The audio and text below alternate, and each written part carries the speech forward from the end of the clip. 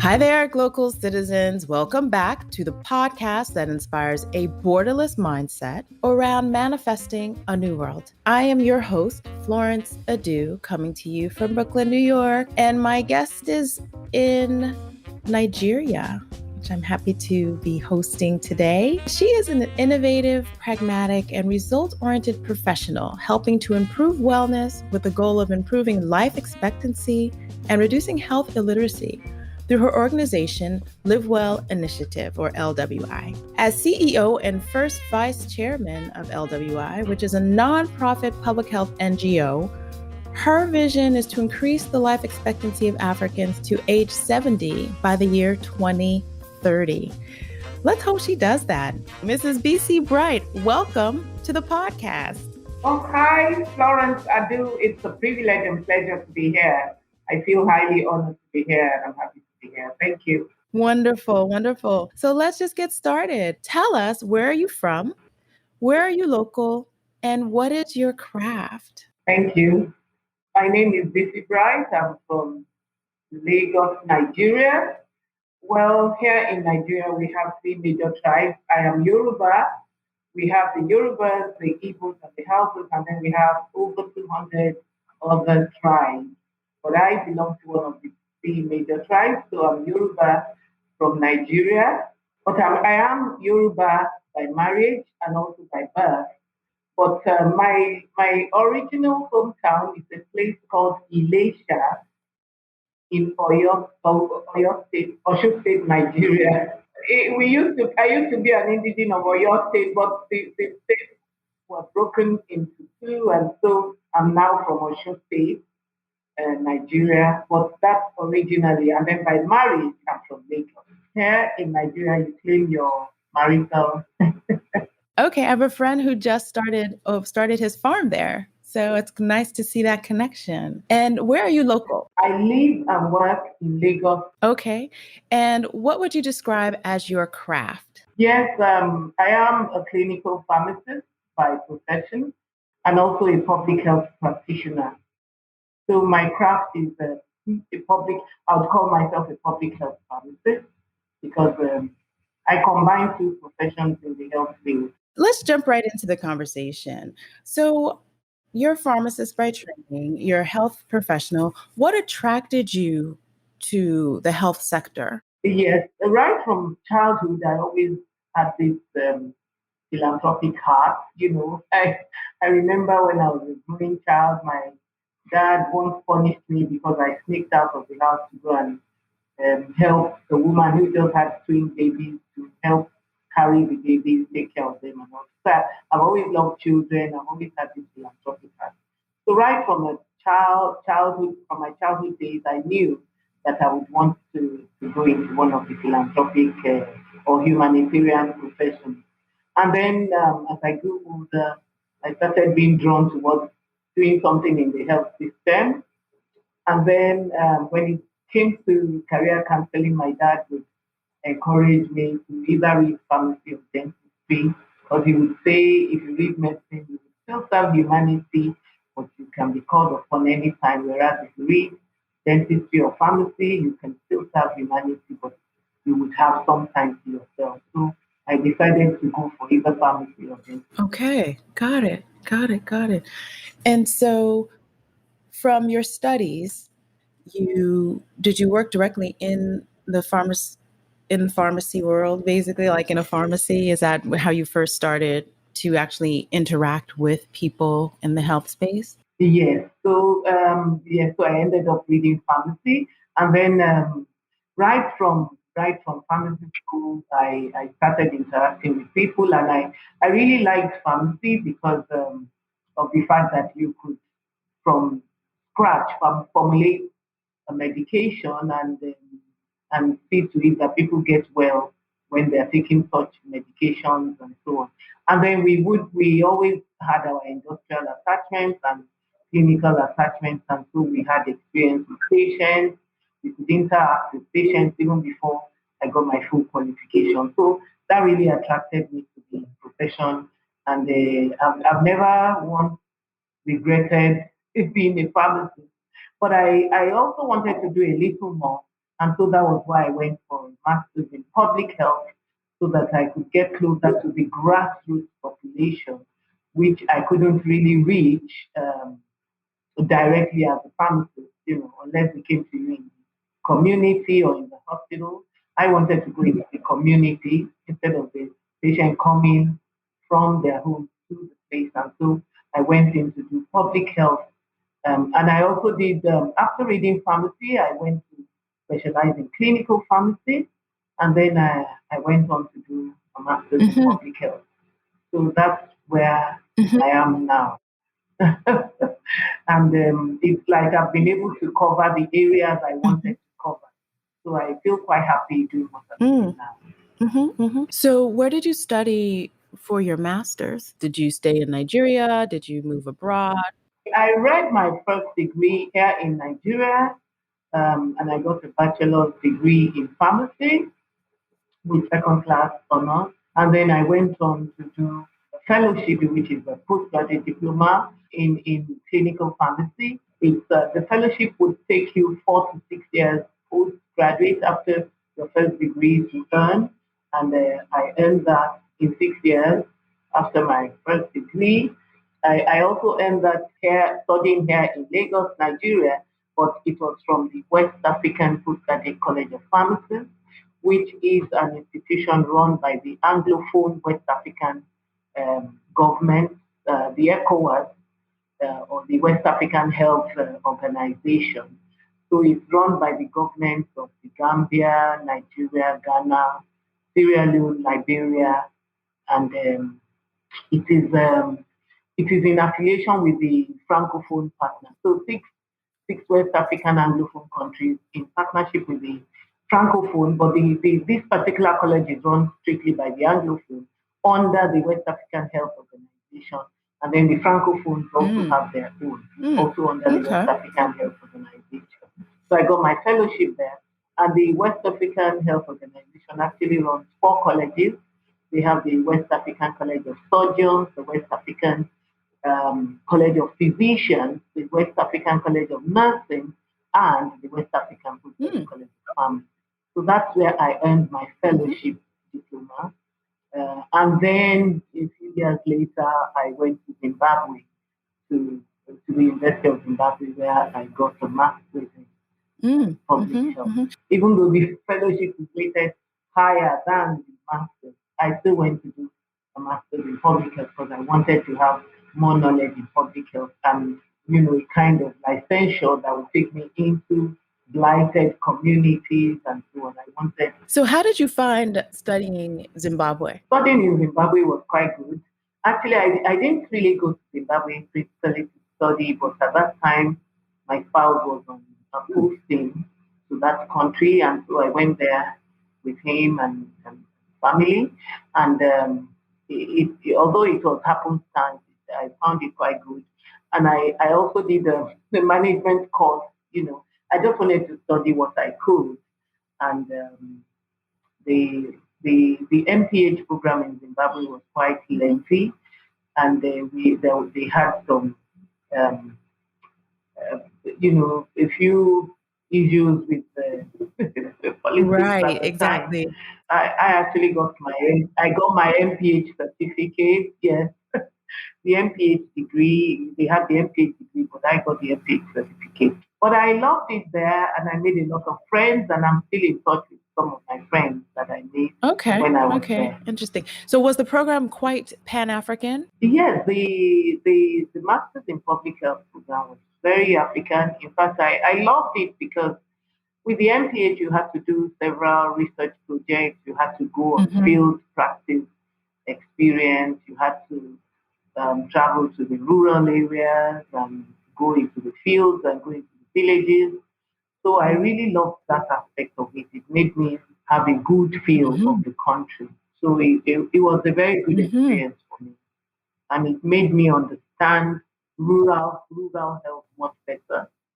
I did my project in cardiovascular health, that the heart and its vessels, hypertension, diabetes, and so on.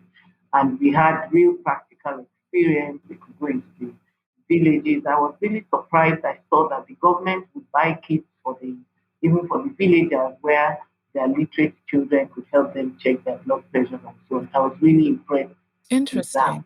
Interesting. Yeah.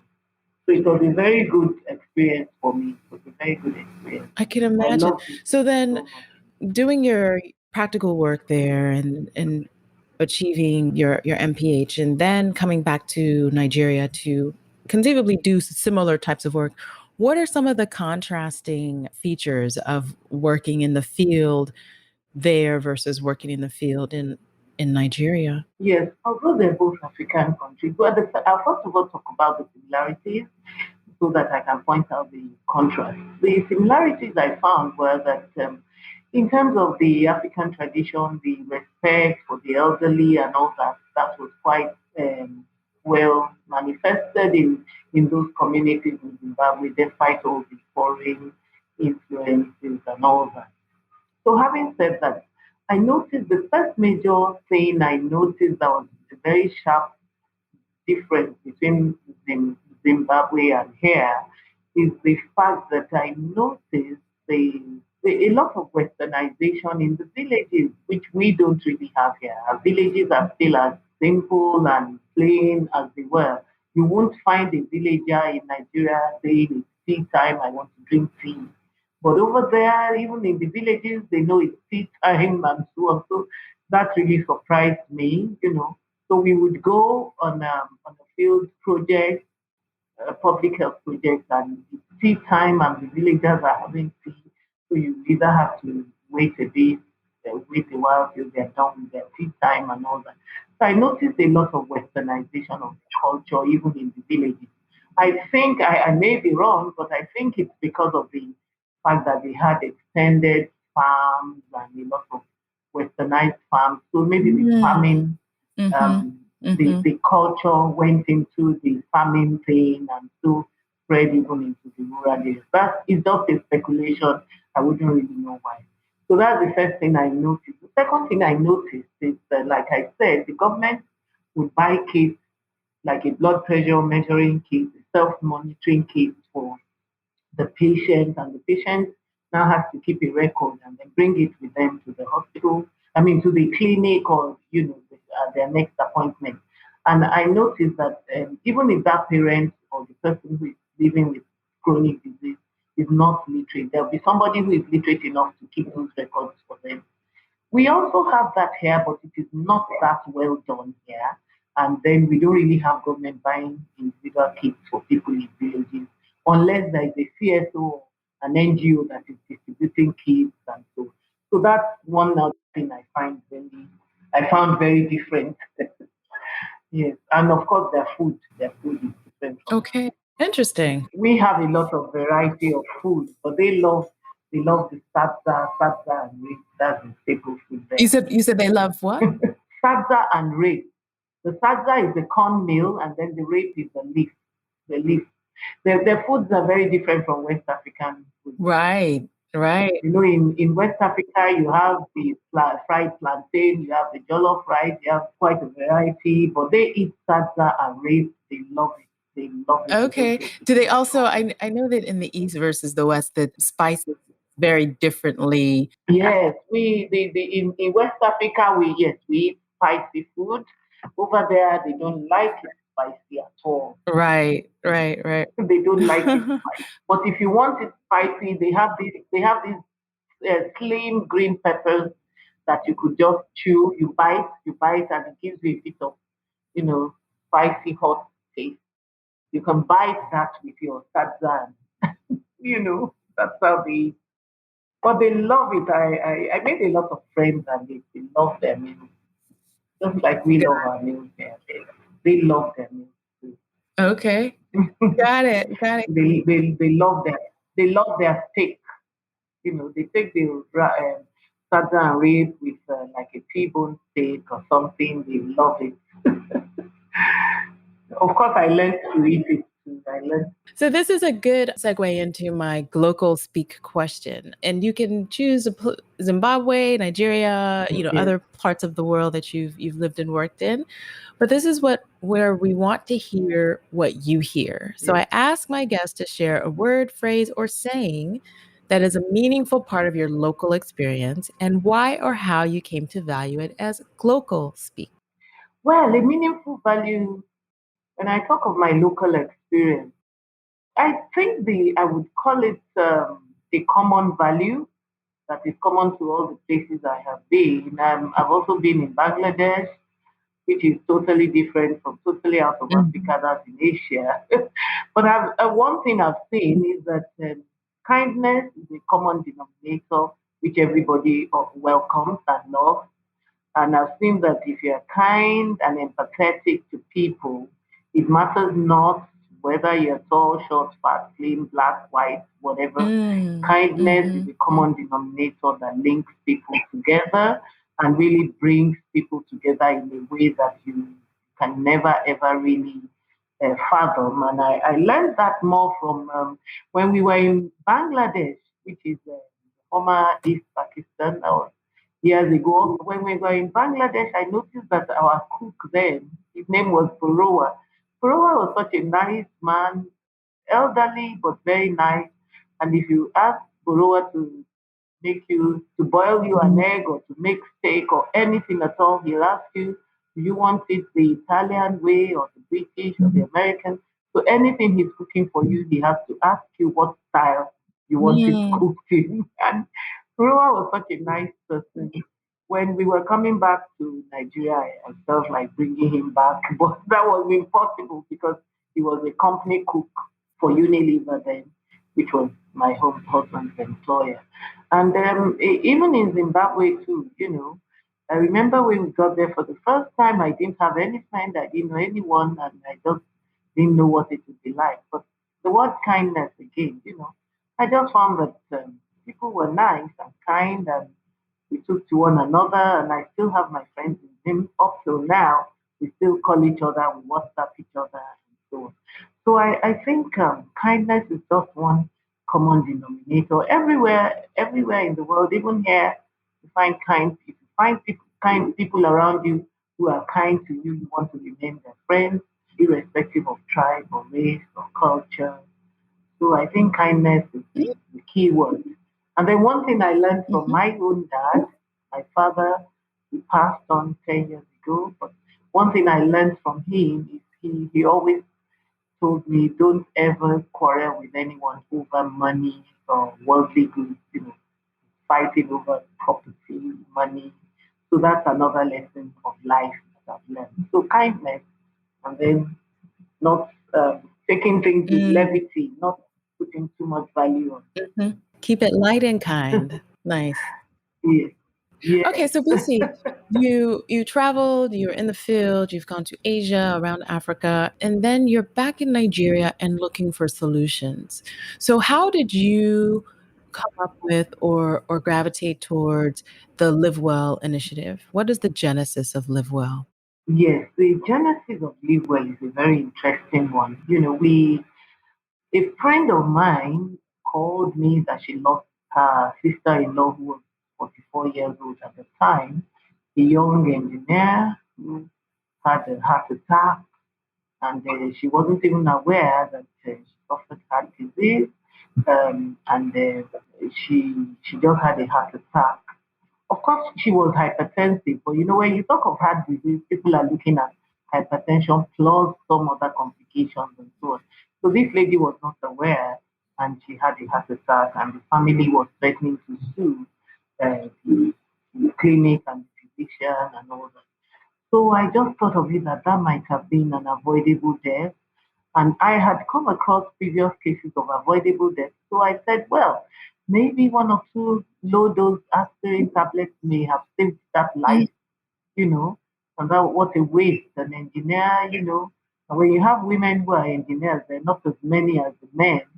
So, that was a very big loss, and Mhm, I felt very bad about it. So I started thinking inwardly that what can one do about avoidable deaths? And And because I already had this public health orientation, plus my clinical pharmacy orientation, which is all about therapeutics and getting cure for the best cure for the patient, and then the public health, improving the health of the public. So with all the orientation, I just decided that it just might be right for me to start off an initiative that will promote wellness generally and help to avoid, avert avoidable death. And that's how I thought it out. And I had gone for a conference in Washington, D.C., where I met the man who was taking away poverty from the poor people in Bangladesh, Professor Yunus. And I met him at the World Health Congress in US, in Washington, D.C. And we had started talking because he introduced me to the African rep who happened to be in Ghana then, and we were communicating, and they wanted me to help them start off an office in Nigeria. So my son just said, "Why not just start your own? You're talking of this lady who died, and you want to help to reduce or avert avoidable deaths. Why not start off your own?" And while discussing with Professor Yunus and his team, I had thought up something that was poverty related because these programs were poverty related. And I had thought up, I designed something called the Illness Poverty Alleviation Program. So we were still discussing, and then my son said, "Oh, you designed the Illness Poverty Alleviation Program, they call it IPAP, you designed it and you want to start it off with them. It's your intellectual idea. Why don't you start your own thing? Why do you have to take it to someone else?" And so that's how we thought it up and said, "Okay, let's start an initiative. Let's give it a name that people would understand." And and I said Bon Santé, and my son said, "No, Bon Santé, that's French. People may call it different names. They may say Bonsate, they may just change the name and it loses the meaning. Choose a simple word that everybody would understand." And that's how we arrived at Live Well. The word came from him actually. So, and I had the word initiative in mind, and that's how we arrived at Okay. Live Well Wow. Initiative. So with the name came a ready-made program. Yes, with the name came the ready-made program, Illness Poverty Alleviation Program. And then we had the Executive Health Enlightenment too, because the lady who passed was an executive, a female engineer. So we had those programs even before we started. So that's how the idea was born. So then you have this idea and you have an initiative that starts it, but how does that then become a business? How did you go about structuring your board, structuring your funding? Yes. Okay, thank you. Actually, as the idea was born, I started jotting things. I remember that night I jotted a lot of things, and then I lost the piece of paper, and I just couldn't put things together again for a week plus until I found the piece of paper. Luckily, I found it. So immediately I found it, I transcribed everything into my computer. And then, so the ideas were already formed. They just came. I believe it's also with some divine inspiration because I couldn't really think it up again when I didn't find the paper. But once I found the paper, it all came back. And then I started to build up how did we build up the board? I just thought of, I had one or two mentors. There was this Swiss lady who had worked in the WHO for about 30 years. She has been like a mentor to me. So I called her, gave her a call, and invited her to join the board. And she immediately accepted. And then I called up one or two other people who accepted to join the board. But there was one other person I called, an American physician who had also been like a mentor to me. And he said, "Bisi, give me 6 months to think it up." So, so he didn't accept immediately, but the others accepted. I had a Ghanaian colleague. I called him up. He accepted, and so we formed the board with my friend, one from Zimbabwe. I told you I did my master's in Zimbabwe, but my friend in Zimbabwe that I called up was my friend in the management I did an executive management development program, which was like, they would tell you it's like an MBA, but it's an MBA for people who are, they wouldn't take you into that program unless you're at the senior managerial level. And it was a part-time program. So I ran that program too while I was in Zimbabwe. My friend in that class, she was general manager in a publishing, and in a multinational publishing firm, Heinemann, and she joined as a board member. She accepted. So I had a Zimbabwean, a Ghanaian, and a Swiss citizen on our board, and the others were Nigerians. So 7 of us, we started off that's how we started, and we did a proper registration. I looked up, it was a lot of work. I wanted it to be something like Mayo Clinic or the Kaiser Foundation, so I went online and read up the memas, the memorandum and articles of association, and then I called up a very popular law firm with whom I had been acquainted in the past. They're very top law firm in Nigeria.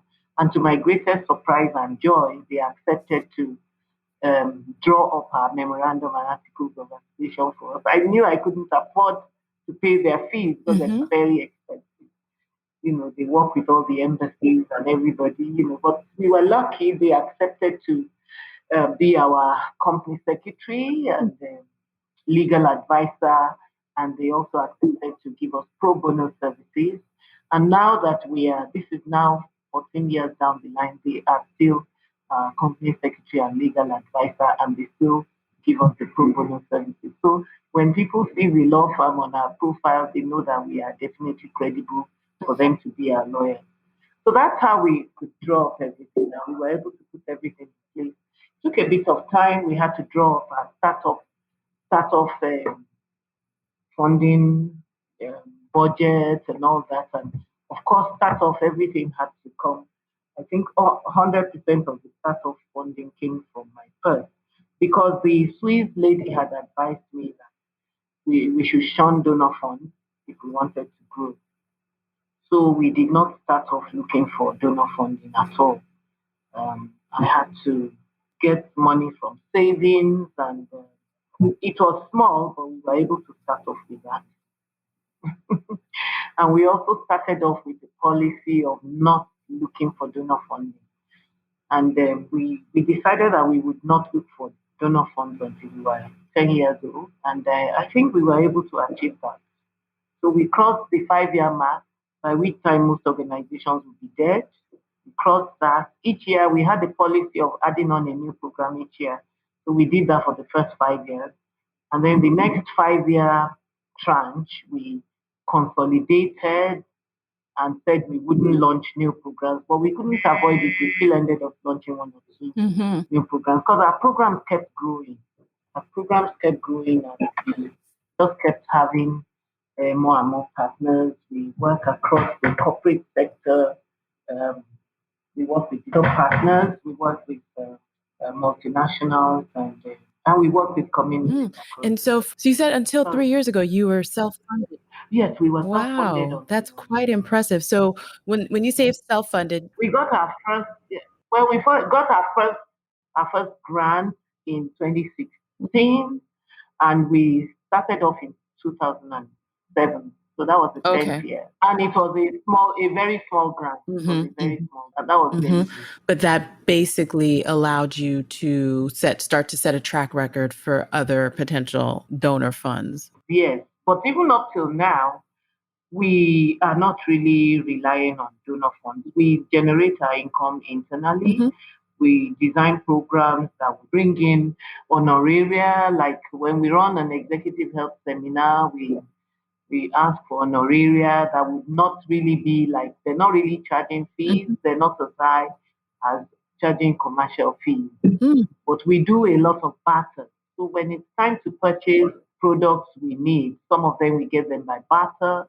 Like when we go to a community and we want to donate drugs, we want to give patients medicine, we get some of our drugs by donation, so we buy the rest. Okay. So that's the barter I'm talking about. And then when we get drugs donated to us, we also offer barter to the donor. For example, we could offer such a company a free exhibition stand at our health fair and so on. So it's a barter, it's not really free. We're not getting it free. Okay. It's still value for money. So we do a lot of barters and create shared value across the spectrum. So we get along a lot by creating shared value. So it's a very partnership-based operations model. Yes, yes. It is a partnership-based operations model.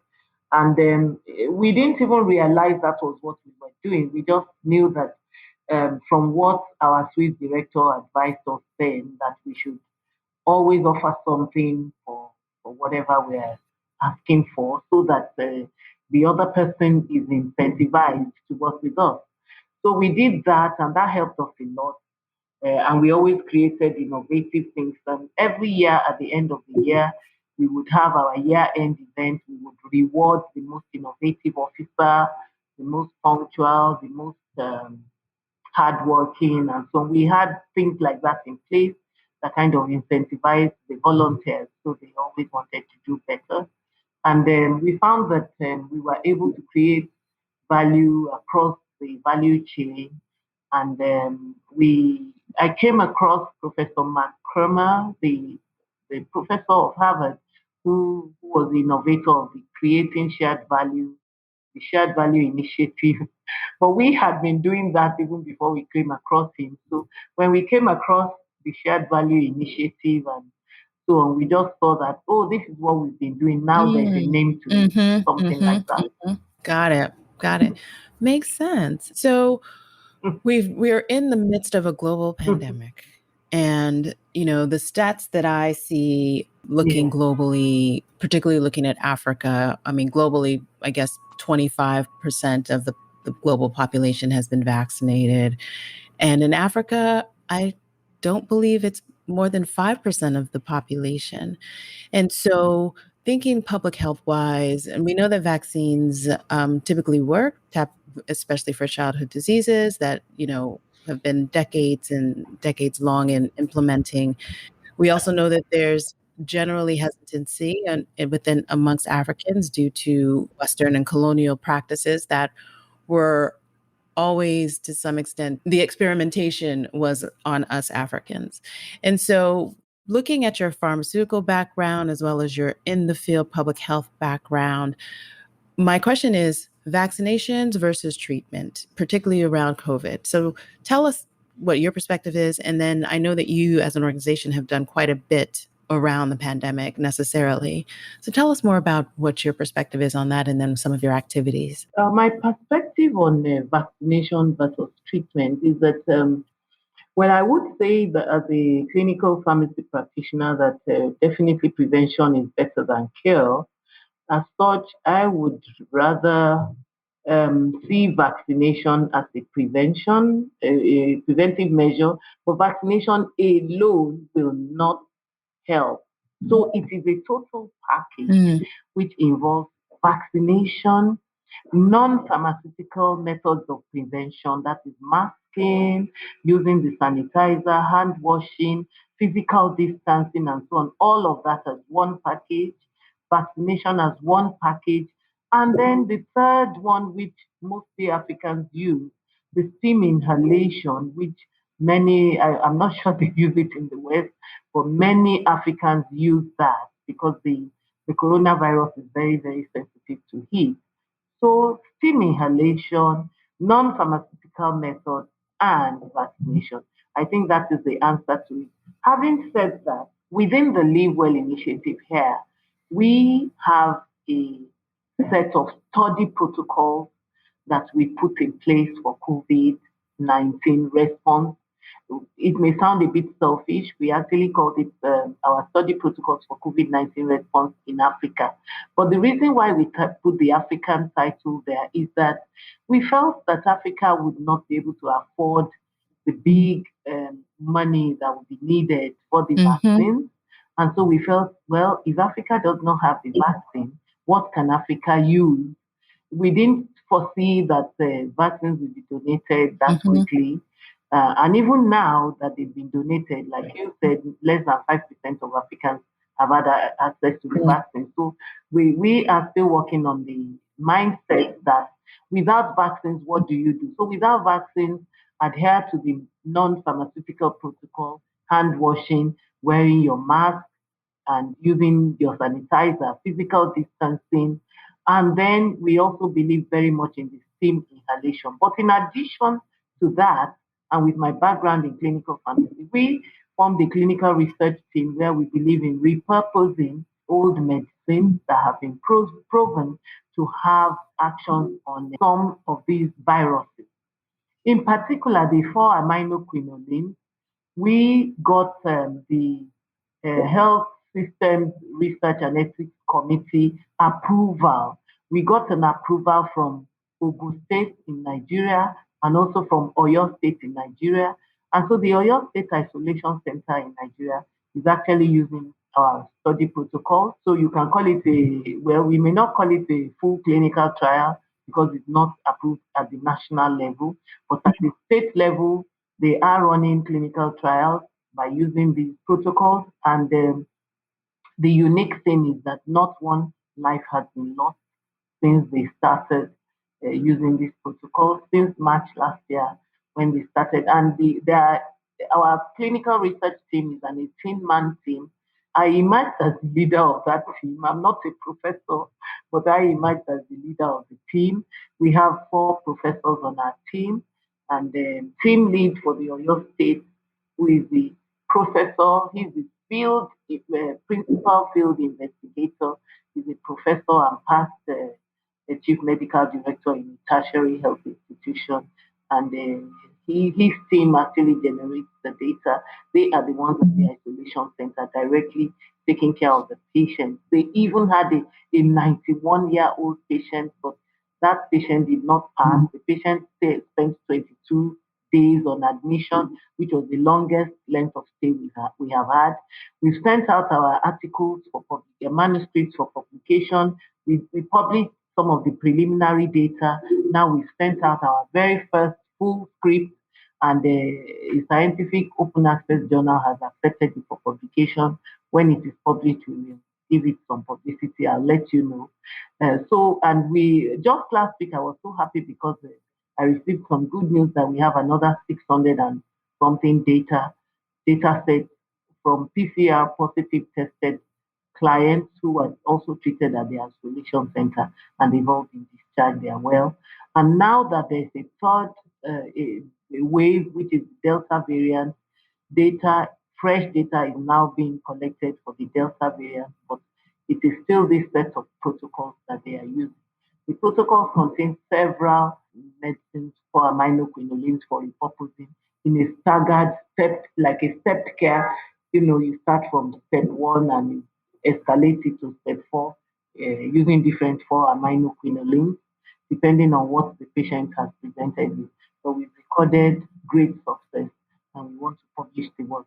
So that's the work we're doing in the clinical area as far as COVID-19 is concerned. In the non-clinical area, we have gone into communities, we have done food resilience programs. Last year, we marked World Humanitarian Day with a very big, huge food resilience program for people in a poor, blighted area where we run a health post. And after the food resilience, to sustain the COVID resilience in that community, we have been giving them free treatment in that health post since February this year up to date till today. And we are also taking care of pregnant women, the children. We deworm the children regularly. And then we have been screening pregnant women for viral hepatitis. And we have a protocol in place where when the women go and have their babies with the traditional birth attendants, because it's a very, very low literate community, very poor community, what we do for our pro-poor response is to make sure that we follow and monitor the women to make sure that once they've had their babies, they take their babies within 24 hours to the government health center nearby to get the birth dose vaccination for hepatitis B. And we also provide them with other vaccines.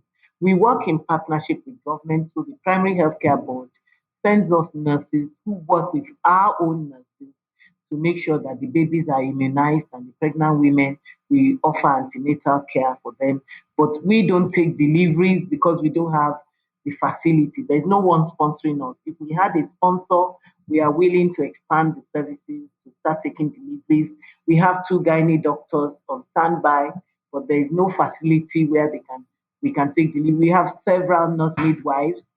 We have, in all, we are over 800 volunteers in LiveWell Initiative, of which up to 100 of us are physicians with different qualifications, and we have specialists among them. We have over 100 pharmacists too, and the nurses are well over 100, maybe about 150 nurses. But the largest number are the public health practitioners. We have over 200. Wow. Thanks for joining us for part 1 of my conversation with Adebisi Bright. Please be sure to come back next week for another episode where Bisi talks more about their work in communities and health policy across Africa. As always, you can catch us with a new episode each and every Tuesday at www.glocalcitizenspod.com or wherever you get your podcasts. Do us a favor, share, subscribe, leave us a rating, and we will be happy to return the favor with continued wonderful content. So until next time, be safe and bye for now.